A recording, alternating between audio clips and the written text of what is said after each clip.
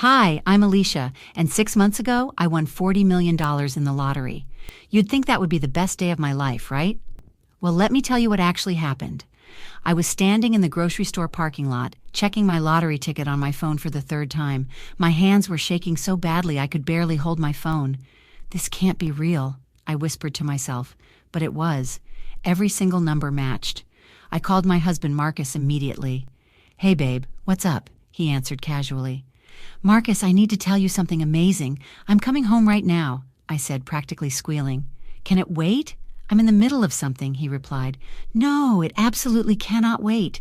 I'll be there in 10 minutes, I said and hung up. I drove home faster than I should have, my heart pounding. We'd been married for 8 years and money had always been tight.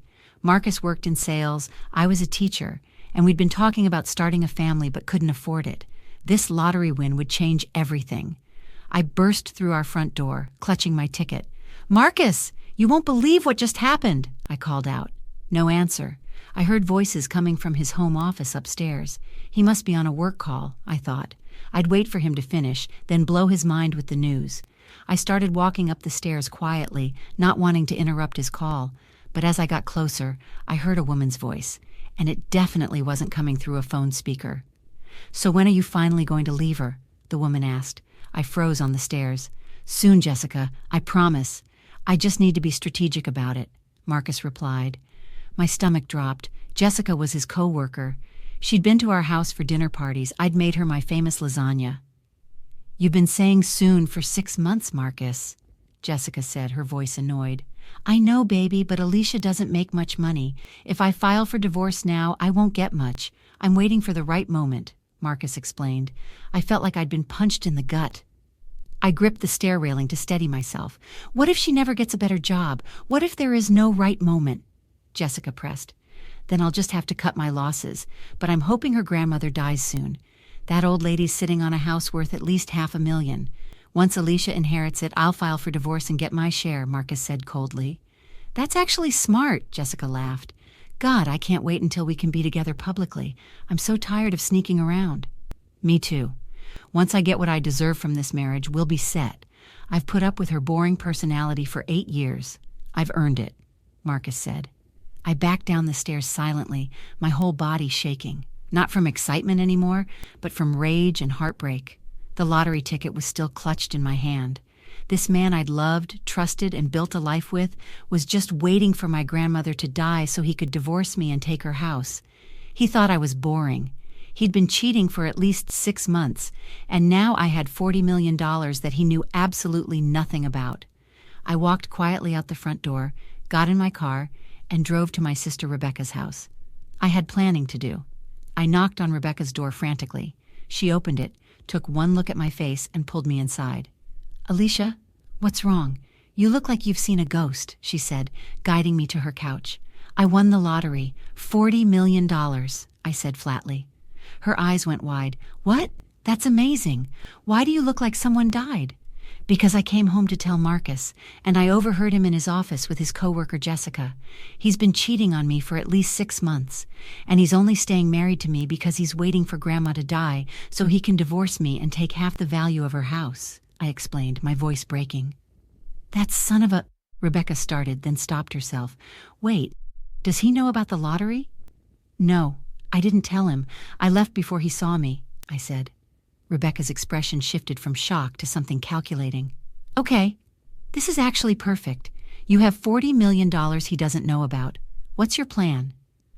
"I need a lawyer, a really good one, and I need to figure out how to claim this lottery ticket without Marcus finding out," I said. "I know someone, Daniel Chen. He's a divorce attorney and he's ruthless. Let me call him right now," Rebecca said, pulling out her phone. 20 minutes later, we were on a video call with Daniel Chen. "Miss Alicia, your sister explained the situation. First, congratulations on your lottery win. Second, I'm very sorry about your husband's betrayal, but we can absolutely protect your assets," Daniel said confidently. "How? We're married. Doesn't he get half of everything?" I asked. "Not if we're strategic. What state are you in?" he asked. "California," I replied. "California is a community property state, which normally means 50-50 split. However, lottery winnings can be considered separate property if you can prove you purchased the ticket with separate funds and can demonstrate his misconduct.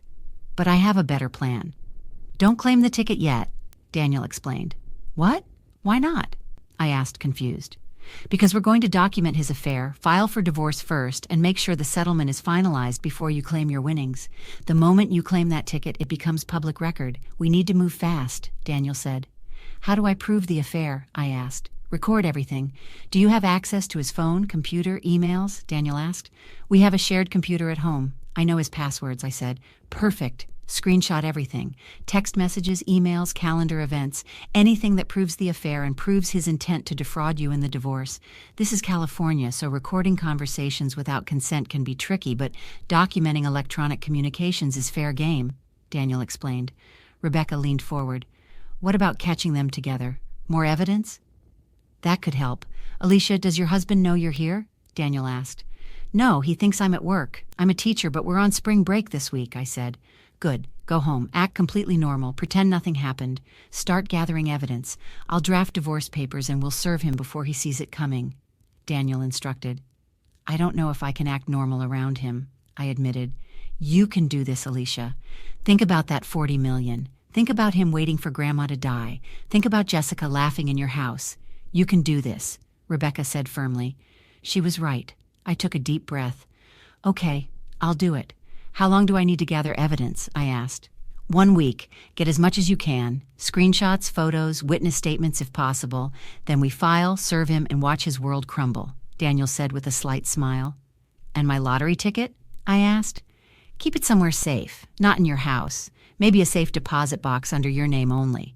Once the divorce is final, you claim it and enjoy every single dollar, Daniel said.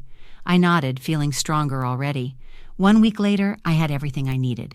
Screenshots of hundreds of text messages between Marcus and Jessica, photos of them meeting at hotels that I'd tracked through our shared credit card statements, calendar events marked J that coincided with nights he claimed to be working late.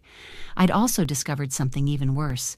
Marcus had been secretly refinancing our house, taking out equity loans without telling me, and funneling the money into an account only he could access. He was already stealing from me. Daniel called me that morning. Are you ready? I have the divorce papers prepared and a process server standing by. I'm ready, but I want to be there when he gets served. I want to see his face, I said. Even better.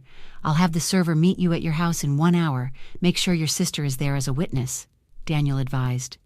Rebecca arrived 30 minutes later. Are you sure you want to do this? Absolutely. I'm done being his meal ticket, I said. Marcus came home from work at 6 p.m. I was sitting in the living room with Rebecca. Hey, babe. What's Rebecca doing here? He asked, barely hiding his annoyance.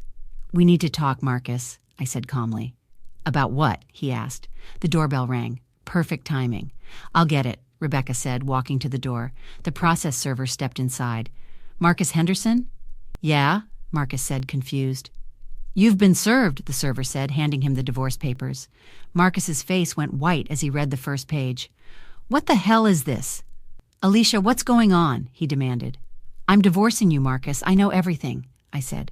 Know what? What are you talking about? He stammered. I know about Jessica. I know you've been cheating on me for months. I know you're only staying married to me to steal from me. I know about the equity loans you took out on our house without my permission, I said, my voice steady. You're insane. I haven't done anything wrong, Marcus said, but his voice cracked. Really? Because I have screenshots of every text message between you and Jessica. I have photos of you two at the Marriott. I have your calendar showing every time you claimed to be working late, but were really with her. And I have bank statements showing you stealing marital assets, I said. Rebecca pulled out her phone. Should I call Jessica and tell her to come over? I have her number from your phone contacts. Marcus's face turned red. You went through my phone?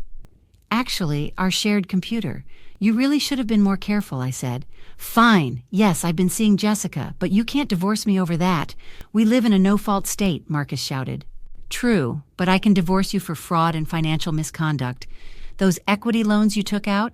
That's marital property theft. My lawyer's already filed a police report, I said. At that moment, there was another knock at the door. Rebecca answered it, and Detective Rodriguez stepped inside. Marcus Henderson, I'm Detective Rodriguez. I need to ask you some questions about unauthorized access to marital assets and potential fraud, she said. Marcus looked like he might pass out. The divorce took 3 months to finalize. Marcus tried everything, crying, begging, claiming he still loved me. Jessica even showed up at my school one day, screaming that I'd ruined her life. But Daniel Chen was brilliant. He proved Marcus had been systematically stealing marital assets, planning to defraud me, and conducting an affair that constituted financial misconduct. The judge was not sympathetic. In the final settlement, Marcus got nothing. 0. Because of the fraud and equity loan theft, he actually owed me money. He was also charged with unauthorized use of marital property and had to pay restitution. Jessica lost her job when the affair became public. Apparently, their company had strict policies about workplace relationships, especially ones involving fraud and deception. 1 week after the divorce was finalized, I walked into the lottery office with Rebecca and Daniel. "I'm here to claim my winning ticket," I said, sliding the ticket across the counter. The clerk's eyes went wide. $40 million. Congratulations, Miss Alicia. After taxes, I walked away with $26 million. All mine. Marcus would never see a penny.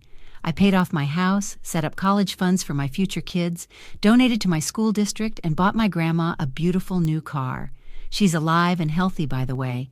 Turns out she's probably got another 20 good years left in her.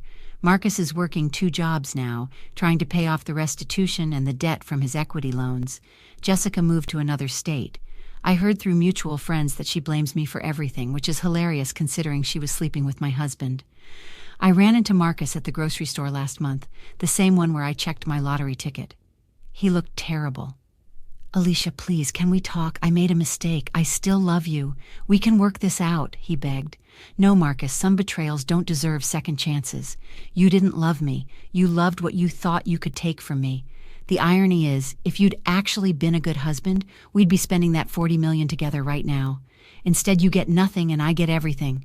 That's not revenge. That's justice," I said, and walked away. I've never felt more powerful in my life. I didn't need revenge. I needed the truth, good legal help, and the patience to let karma do its work through the legal system. Now I'm living my best life, teaching kids, traveling the world, and making sure every dollar of that lottery money goes toward building the future I deserve. Have you ever discovered someone was only with you for what they thought they could take? What would you have done in my situation? Like and subscribe for more stories about people who refused to be victims and fought back the right way.